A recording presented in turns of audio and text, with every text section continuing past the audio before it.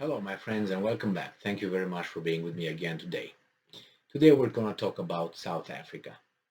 And I'm familiar with certain things about South Africa and how it, you know, um, got rid of the apartheid system.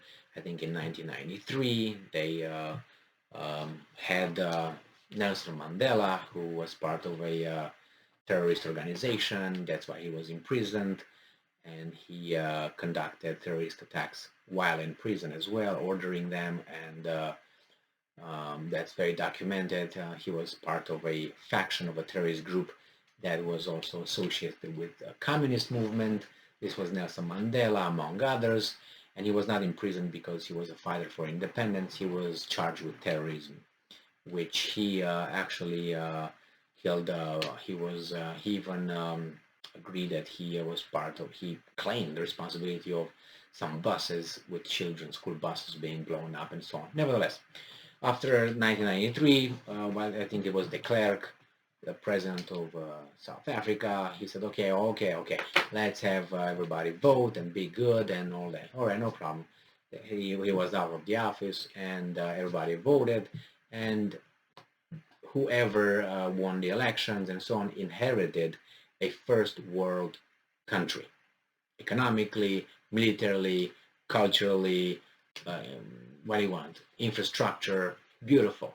Now, why don't you go and check and see, oh, they got rid of nuclear weapons, I think they had at that time, or they were acquiring them. I think they had, South Africa had nuclear weapons.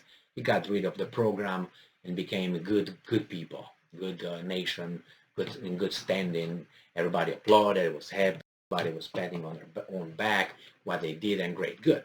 Now check the criminality in South Africa. Check the criminality is about the highest in Cape Town, and not only in Cape Town, but check the criminality is about 35%. Check how do you call it? Minor single mothers.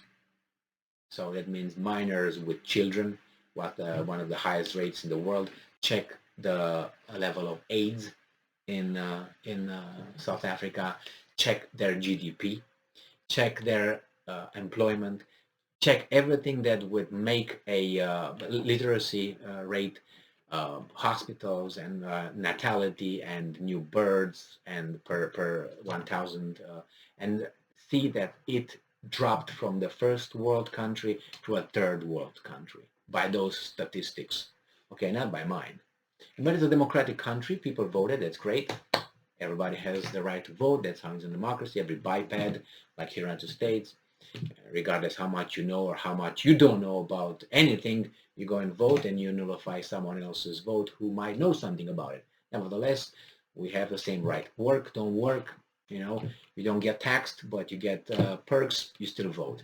You work like crazy, again, you get taxed, you still have one vote. Nevertheless, let's go and see what's going on here with us utopic country of South Africa, which was helped by some American politicians who are still alive nowadays. I would get them back and say, is this what you meant? You were told this is where it's going to get. Anyway, I'm not saying apartheid was a good system whatsoever.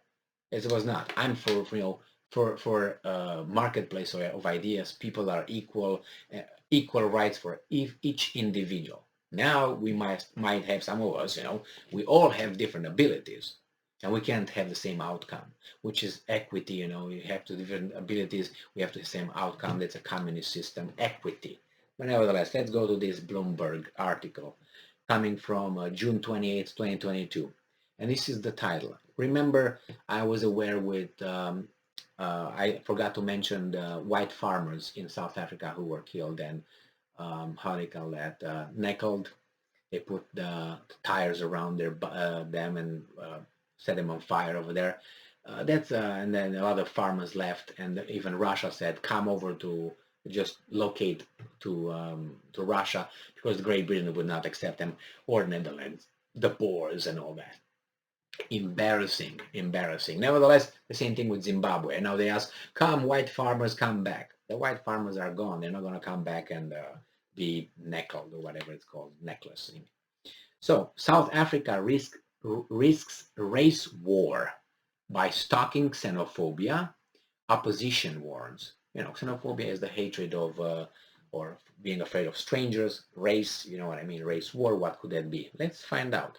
South African politicians are risking conflict between different local ethnic groups and races by encouraging xenophobia against migrants. Oh, you don't like diversity?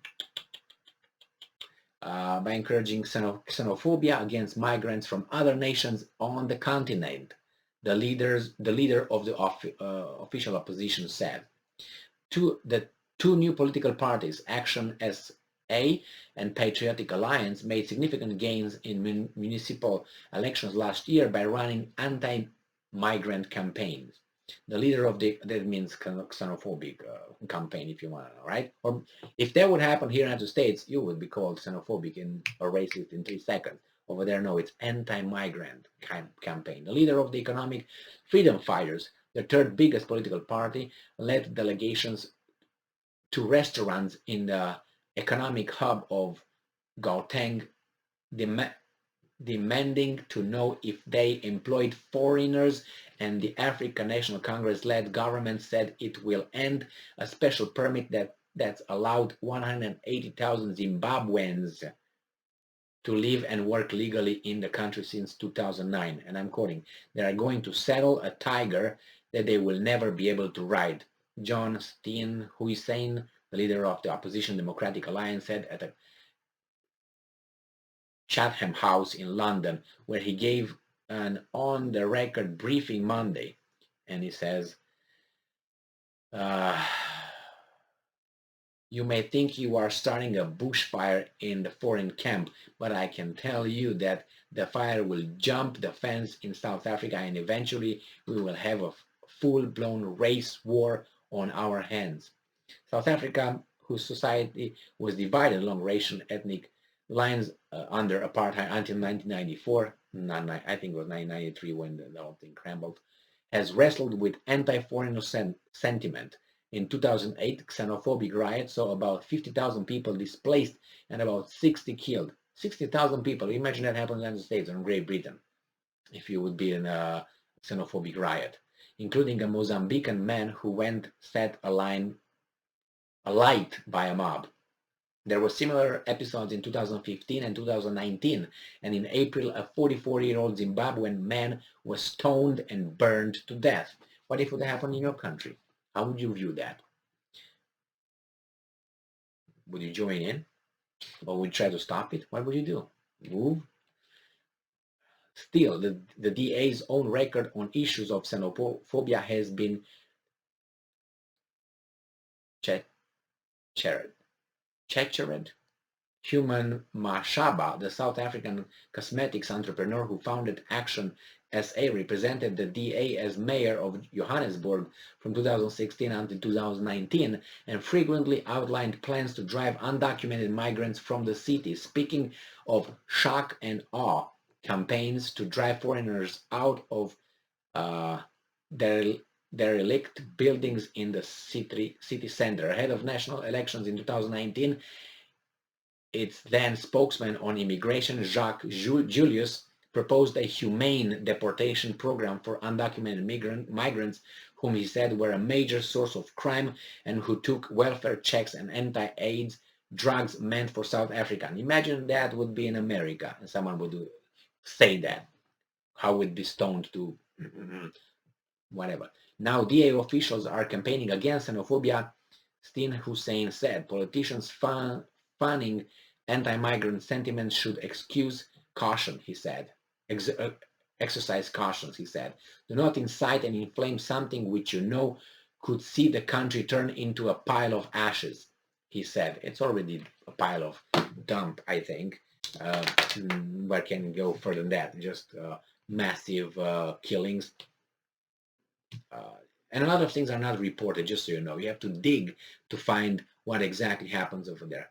There were some riots. Remember those riots about 8 months ago or a year ago in South Africa? Did you watch those?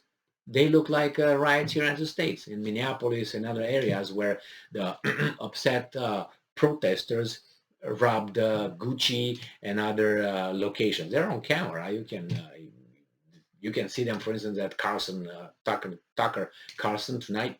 They're over there. If you look, you find them. And there were protesters running out with merchandise and my God. And this is the level. I didn't come for this in this country. I didn't expect this. Really. I mean, this is worse than where I come from. There's something like this I've never seen in Romania. Never saw something like this in Romania. There's garbage. And here, oh my God, they're angry. They're entitled to. Their anger boiled it out and just spilled over. So it's okay. What? What are you talking about? That could be solved in an hour by law enforcement. An hour. But not the will, not the desire. Anyway, order and discipline gone. Civilized country means you have order. You know, the rule of law is paramount, and it's spread equally to each and every individual. That's what is civilization. You have institutions. You trust the institutions. The individuals who are in charge of those institutions are clean, not corrupt. This is a civilization. What I see here is like going like this, and I feel sorry. But I'm still here. I'm trying to do something. What am I supposed to do? Go and vote? Gotta be kidding me. Thank you very much for being with me again today. Stay strong, stay smart, look for the truth, and be just. Go and vote.